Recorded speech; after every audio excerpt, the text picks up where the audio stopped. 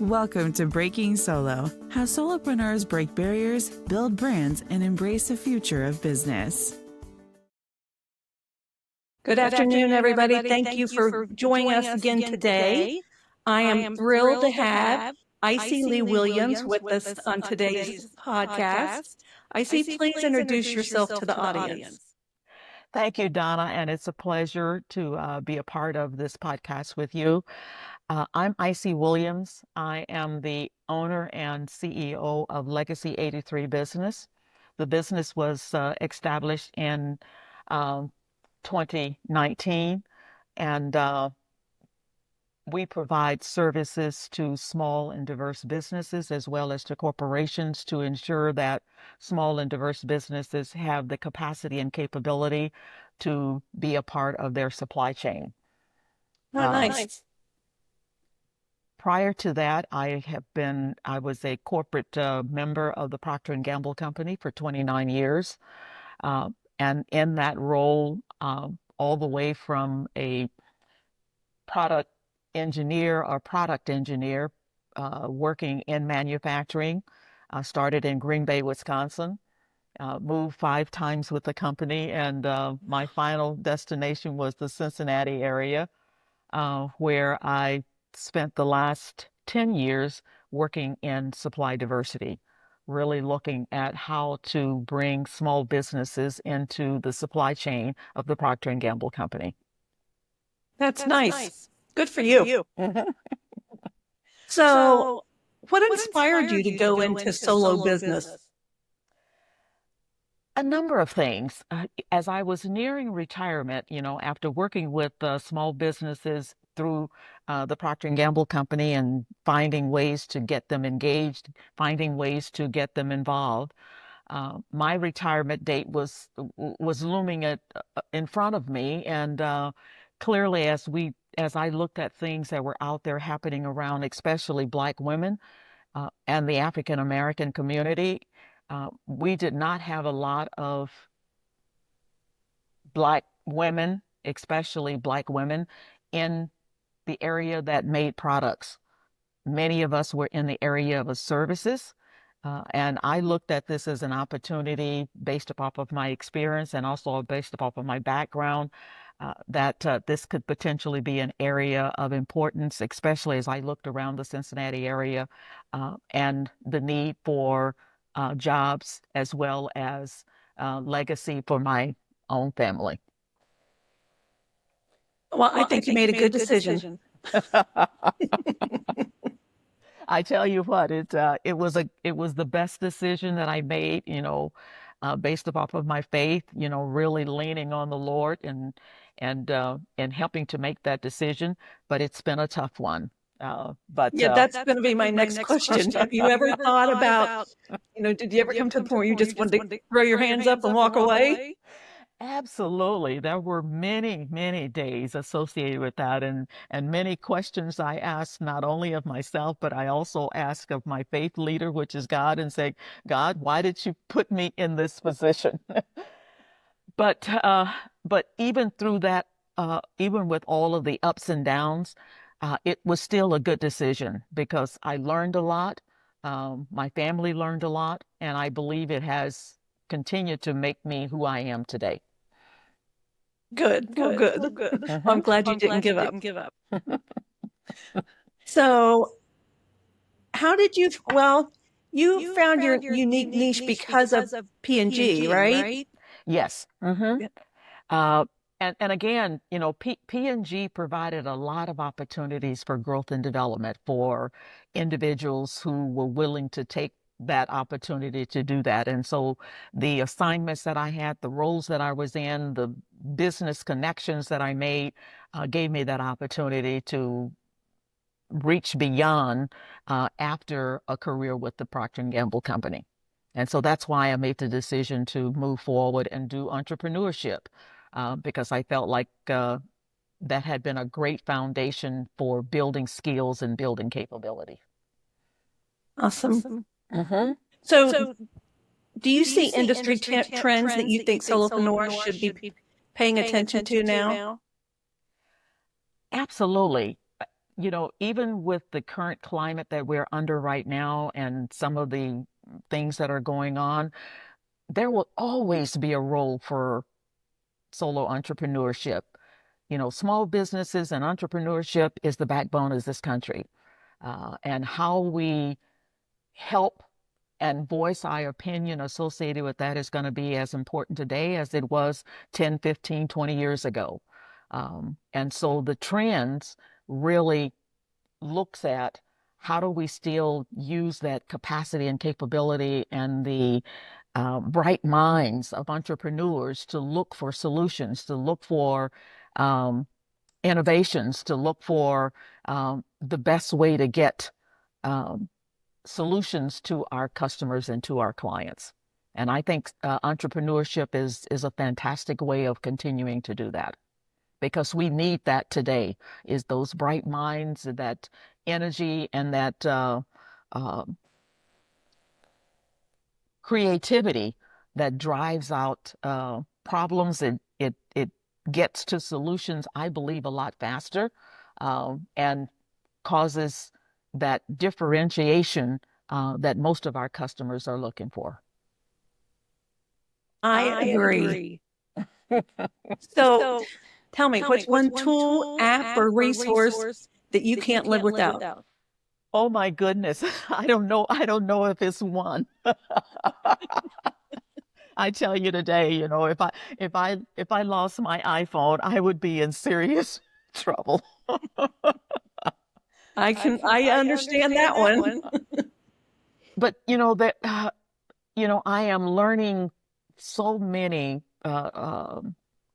technologies that needs to be a part of small businesses, and especially the whole thing around IT.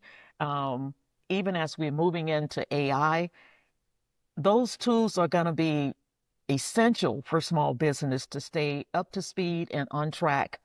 So if I go back and look at the one tool for me, it has to be, IT automation. It has to be your computer. It has to be your iPhone. It has to be the systems that's behind Microsoft 365, or it's other tools associated with that makes the solo entrepreneur's work more efficient and easier to move through, because we want to be working on the business and not in the business.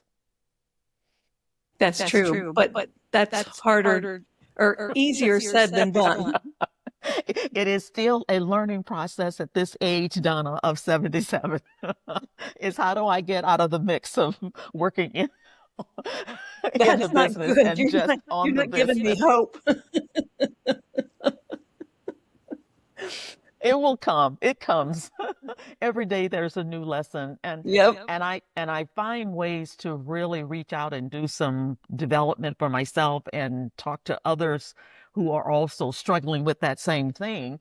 And it provides a way of letting go and understanding that I don't have to do it all myself.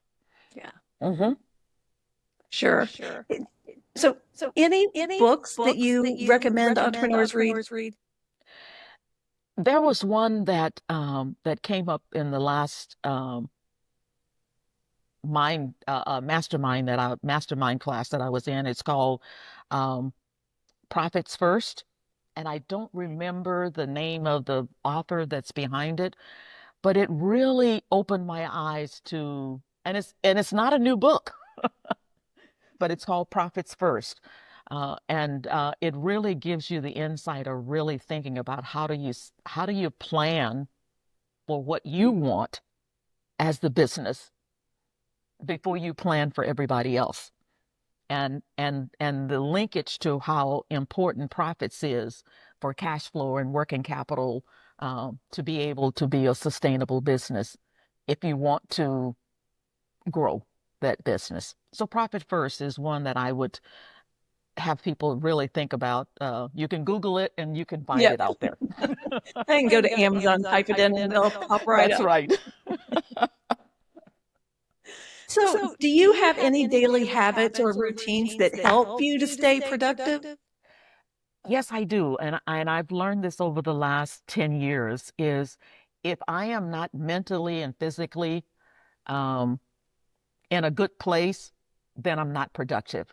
So part of my daily routine is up in the morning, going for an early morning walk, um, then coming back, and then getting into my work. But even prior to that, on a Friday evening or even on a Saturday, I will look at my work schedule list and say, what are the kinds of things that I need to be doing um, come Monday morning or Tuesday morning or Wednesday morning, and making sure that I am looking at that list and being able to check them off. So those kinds of routines, one is the wellness and the healthiness of my own self, and then being able to prioritize some things that need to get done the following week.